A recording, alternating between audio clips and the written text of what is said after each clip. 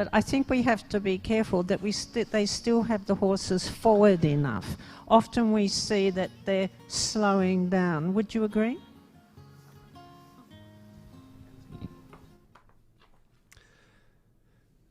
Well, the next to go in the 6-year-olds, we're just getting word from our judges in the arena, but Johann Hultzhausen is our first go with Francisco RW. The 6-year-olds, we move on, and it's so interesting, isn't it? Seeing so quickly the 4s, the 5s, the 6s, and then the 7s, and the progression from year to year, and what you're expecting from one year to another. 12 months training, probably only 10 months training with holidays and days off.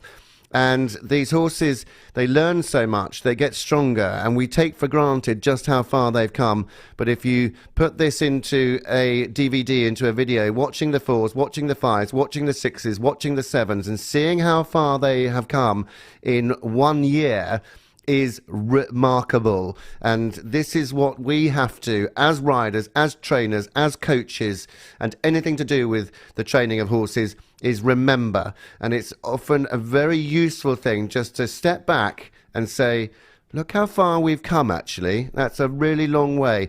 For some it might be a small thing, but it's a massive thing in horses training, and that is something that we must all remember.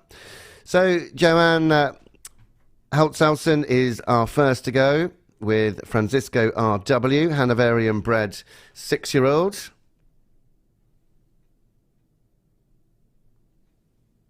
In fact, no, it's not. My apologies. It's Caitlin Scott. That's my fault completely. Caitlin Scott is first to go. Caitlin with the 6-year-old Furstenglanz, Oldenburg bred gelding. So apologies for that. So the 6-year-old championships, and we're getting underway. Caitlin Scott with Furstenglanz with this lovely gelding by Fürstenlook, the sire. The dam Fun, the dam sire Fürstenstruck, and this is owned by Moya Jess and bred by Moya Jess as well. Furstenglanz, our first to go in the 6s. So we're now looking for extension rather than the medium. Then more towards more collection. The horse is now really using those hind legs. At 7 years old, which we'll see in a minute, we're working then towards Prix Saint-Georges. So it's a very quick climb up the ladder. Good balance required. Thinking about the clarity of that rhythm into the half pass. Just got a little bit muddled in what was being asked of him. Going back then to the scales of training. Very close to the buttons that we train and program into these horses. A little bit like programming a computer. We program these horses.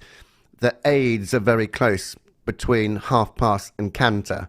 It all comes down to exactly how you ride them, how you train them, inside leg, inside hand, inside seat bone, whatever works for you, whatever works for that horse underneath you. That is what you go with. There's no right, wrong. Yes, we have the guidelines there, but ultimately it's what you feel underneath you, and ride that feeling.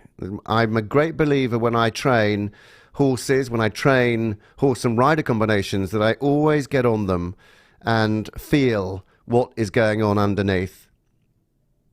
Because I think that's so important, to be able to feel what the horses are giving to the riders, feel what's going on in the brain, and then try and work with that.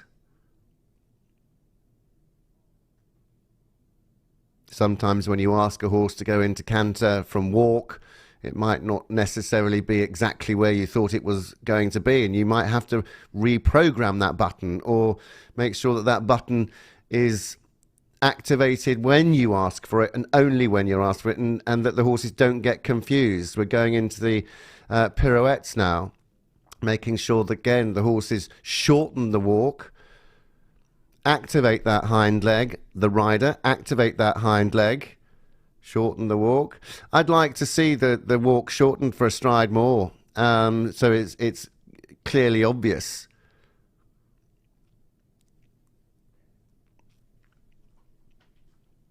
And that was exactly what I was talking about, the walk to canter, making sure those buttons are clearly programmed in.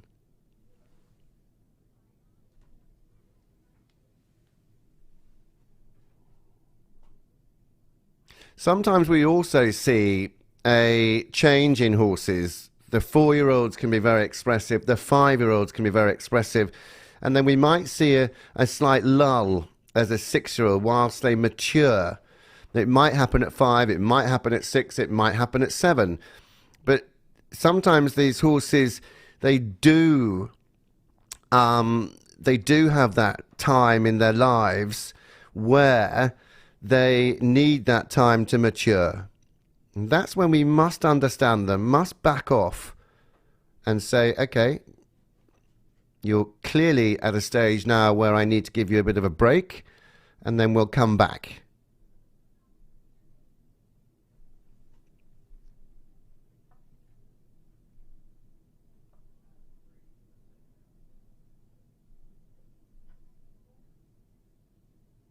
And the flying change is coming in now. As a 6-year-old, you know, we saw the 5-year-olds doing the simple changes and how much concentration that required in the 5-year-olds. And now in the 6-year-olds, they're asked to do a flying change. No counter-canter, flying change.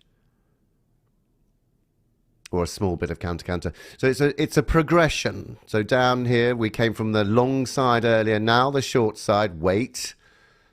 And now we do the flying change on the straight side. Muddled in his flying change in that direction. Again, it's not a problem. You haven't made a mistake. If you think you made a mistake, that's great. But I'm not going to tell you. If you have a conscience and you think you made a mistake, then that is great, because now I can move on and now we can try again. And if you get silly, then I'll go and do something else. And if I go back and you're still silly, I'll go and do something else and we'll come back tomorrow. Good boy. Yeah, very good. Okay, well, Caitlin Scott, Furstenglanz, thank you very much, and we'll hand you back to the arena. Well done, Caitlin. We're really starting to ask a few more questions of the horses in these tests, aren't we? And the judges. You want to go, or which one? Okay. Thank you very much. It's interesting now to see these 6-year-old horses, because a lot of them are sort of a little bit in between everything. Now we start to expect more from them. Certainly we expect a little bit more that looks like collection.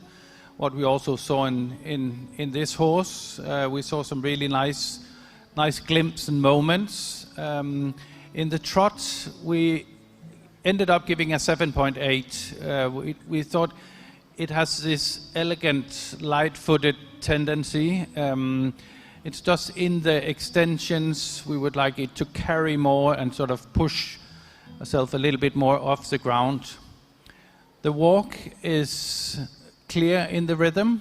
It has enough overtrack, and what we also liked, and especially in this test, we as judges look very much for the shortening of the walk, the collected walk in the pirouettes and between the pirouettes, and that was very clear. So we ended up giving a 7.9. The canter, we gave a 7.6. It has a very active hind leg, but the horse still needs to come a little bit more off the ground, especially with the front leg, to have a little bit more sort of natural uphill tendency. For the submission, we end up giving a 7.5. Overall, we think it's a willing horse. He absolutely knows what he's doing.